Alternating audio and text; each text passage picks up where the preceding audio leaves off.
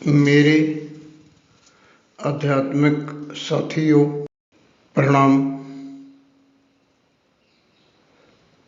21 मई को मैंने पहला ऑडियो कैसेट कहिए या पोस्ट कहिए डाला था। उसमें माला का वर्णन था कि जप माला से करना चाहिए या माला के बिना करना चाहिए। यहाँ से हमारी आध्यात्मिक यात्रा शुरू हुई थी।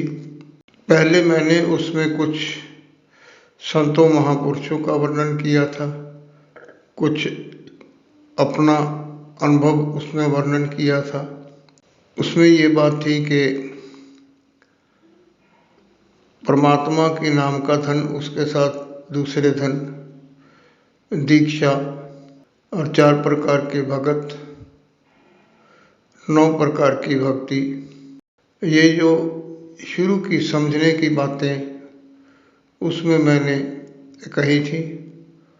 उसके बाद परमात्मा की कृपा हुई तो एक सीरीज चली, यानी एक तरतीब से उसमें जो है सिमरन, ध्यान और नाद, इस प्रसंग पर बहुत जो है वो ऑडियो वीडियो पोस्ट जो है वो मैंने डाली। मेरे को बहुत साधक साथियों ने सुना, फ़ोन पे बातें भी हुई कि हमको अच्छा लग रहा है। तो उसके बाद मैंने आज श्री गुरु ग्रंथ साहिब जी में जो 4 नामा हैं जिनको पढ़ के सिख बच्चों की शादी होती है, और उसमें जो आध्यात्मिक रहस्य छिपा हुआ था कि वो जो 4 नामा हैं वो अध्यात्म के 4 पड़ाव हैं। वो पहले जो शुरू होता है तो उसमें सिर्फ वृत्ति बदलती है, एक सोच बदलती है कि मुझे कुछ अच्छा करना है। वहाँ से चलते हैं तो पापों की निवृत्ति होती है, पाप छूटते हैं, यानी बुरे कर्मों से, बुरे कामों से मन उड़ता है। तो यहाँ से चलते चलते हम लोग आध्यात्मिक यात्रा पड़ाव दर पड़ाव आगे बढ़ते हुए नाद की गहराई को समझने लगते हैं, उसमें प्रवेश करते हैं।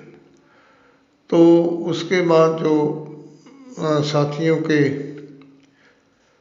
प्रश्नों में ये आया कि ये जो हमारे शरीर के जो चक्र हैं या जो ये द्वारे हैं, इनके ऊपर चर्चा करी तो एक तरतीब में ये भी चला।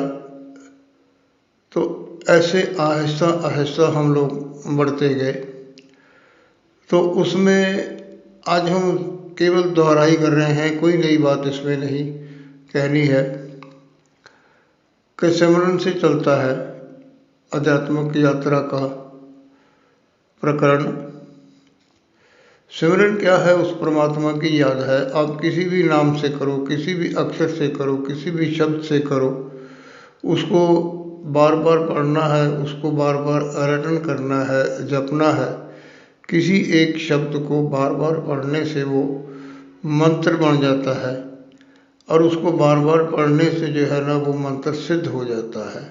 सिद्ध होने से ये होता है कि आप किसी का भला करना चाहते हैं तो आप अपना सिद्ध मंत्र पढ़ के तो उसके लिए दुआ करेंगे तो वो दुआ कबूल होती है। ये मंत्र है, ये सिमरन है। और ये जो सिमरन है फिर अपने अंतर में घर बनाता है, अंतर में सिमरन होने लगता है। ये साधक करता नहीं है, लेकिन उसके अंतर में जो है वो सिमरन होने लगता है, और उसको अजपा जप कहते हैं।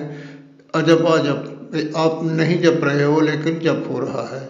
अब वो जो अजपा जप है वो एक ऐसी अवस्था है, उसको कहते हैं कि सिमरन से चले आत्मा जागृत हुई, और आत्मा को परम तत्व परम आत्मा से मिलाने के लिए जो अनहद नाद है, वो जो गूंज है, वो जो ऐसा शब्द है, वो जो ऐसा लिंक है, वो ऐसा जो साधन है जो परमात्मा को और आत्मा को आपस में मिलाने वाला होता है। अब वो एक हल्की सी गूंज से शुरू होता है, वो हल्की सी एक सीटी की तरह आवाज़ होती है जो कान में आती है। कुछ लोग उसको ऐसा समझने लगते हैं कि कानों में खुशकी हो गई, हमारे कान बजने लग गए, लेकिन वो नाद की शुरुआत होती है, वो चलती है।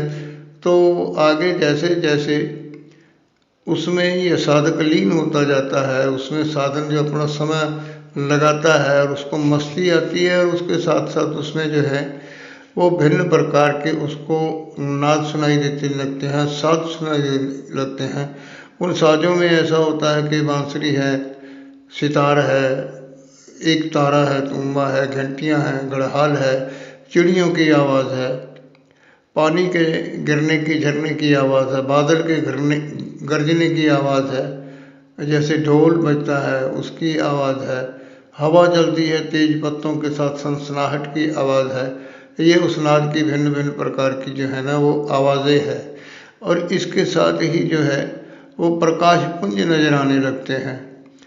जो ये शरीर के जो चक्र हैं, जो 7 चक्र हैं, इनके अलग अलग प्रकार के वो प्रकाश पुंज हैं। जैसे जैसे कोई चक्र खुलता जाता है तो उस चक्कर के जो खुलने से जो ऊर्जा पैदा होती है, वो जो प्रकाश पैदा होता है, वो ये बंद आँखों से जो है, वे जो हमारा त्रिकुटी या तीसरा है या मस्तक है, वहाँ पर जो हमारा तीसरा नेत्र जिसको कहते हैं, अब वो खुलता है और वहाँ पर हमें अंतर में वो प्रकाश पुंज नजर आते हैं।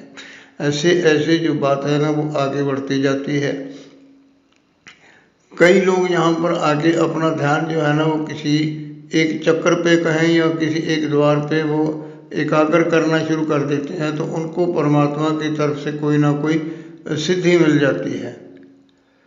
जैसे कोई बच्चा रो रहा है या किसी बात से माँ बाप उसके ऊपर प्रसन्न हो जाते हैं, तो वो उसको एक खिलौना ले देते हैं, तो वो बच्चा जो है ना उस खिलौने में जो है ना वो रम जाता है, उसी में रहता है, वो और किसी तरफ ध्यान नहीं देता है। इसी तरह ये सिद्धियों का खेल है। किसी को अगर एक सिद्धि मिल गई तो सिद्धि मिल गई, तो वो उसको अपने जीवन में प्रयोग में लाएगा, तो वहीं वो अटका रह जाता है, वो परमात्मा तक नहीं पहुंच पाता है। परमात्मा की कृपा तो मिल गई, लेकिन परमात्मा का दर्शन जो होना वो मुश्किल हो जाता है।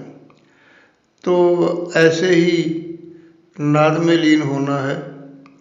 नाद में लीन होने से ये अभिप्राय है कि आप बैठे हैं सहज आसन में, जैसे मैंने अपनी कैसेट में वर्णन किया था कि कैसे बैठना है, उसमें बैठ गए आप। आपका जो शरीर है, जो समय है, जो स्थान है, इसका ज्ञान नहीं रहा आपका, ना समय का ज्ञान है, ना शरीर का ज्ञान है, और ना जगह का, ना शरीर का, ना समय का, ये ज्ञान इसका भान नहीं होता। समय का भान नहीं, स्थान का भान नहीं, शरीर का भान नहीं, लेकिन सिर चेतन रहता है और उसमें जो नाद है वो सुनाई देता रहता है। एक आनंद की अवस्था बनी रहती है, बाहर की आवाज़ें भी सुनती हैं लेकिन उठने को मन नहीं करता। ऐसे जब साधक आगे बढ़ता जाता है तो वो परमात्मा के नज़दीक पहुंचता जाता है। यहाँ से जाके जो गहन साधना है अब वो अपना रंग दिखाती है। इस साधक के जो गुप्त 8 और 9 चक्र हैं अब वो खुलने लग जाते हैं। उनके खुलने से क्या होता है कि जो पहले जिसने वो एक सिद्धि छोड़ी, तो वहाँ पे आके उसका परमात्मा के साथ सीधा संपर्क हो जाता है, और वहाँ पे ऐसी अवस्था बन जाती है, ये जो 8-9 चक्र है, वहाँ पे परमात्मा अपनी तरफ से जो है ना वो ऊर्जा देता है, जिसको हम लोग कहते हैं कि अपनी शक्ति देता है। और अपने जो और साधक होते हैं या साधारण मनुष्य होते हैं या जीव होते हैं, उनका भला करने के लिए परमात्मा की तरफ से वो प्रेरणा आती है। पहले परमात्मा ऊर्जा देता है, बाद में जिसका उसने भला करवाना होता है तो वो उसको ध्यान अवस्था में जो वो जो साधक है उसको वो परमात्मा दिखाता है कि किसका काम करना है।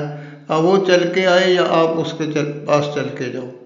और वो जो नवा चक्र है जिसको नवा द्वार कहते हैं, उसमें फिर आप जो प्रार्थना करते हैं वो सीधी परमात्मा के अधर दरबार में पहुंचती है।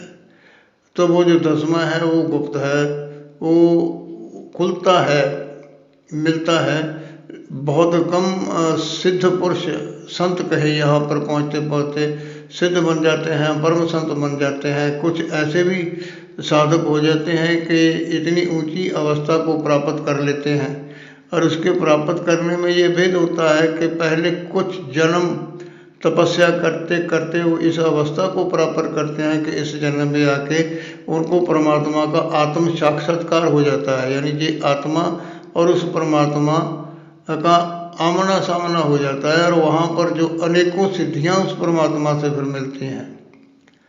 एक छोड़ी लेकिन अनेक परमात्मा ने दे दी कि ये लालच में नहीं फंसा है, ये मेरे पास आ गया, मेरे पास पहुँचा है, तो मेरे को इसके ऊपर कृपा करनी है। तो ऐसे ये जो यात्रा है आत्म साक्षात्कार होने के बाद उस परमात्मा से जो है वो वाणी भी अवतरित होती है।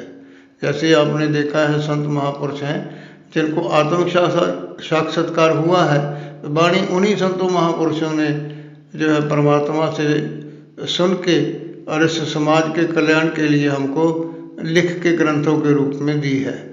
तो ये जो यात्रा है, जो 10वां जो चक्र है, वो चक्र उन योगियों के लिए, उन महापुरुषों के लिए है जो इतनी ऊंची अवस्था को प्राप्त कर लेते हैं कि अंत समय में अपनी इच्छा से उस द्वारे से वो जाके वो शरीर छोड़ते हैं। और कुछ इस अवस्था को प्राप्त करते हैं कि उस द्वारे में जाके टिक जाते हैं और हजारों वर्ष वहाँ टिके रहते हैं।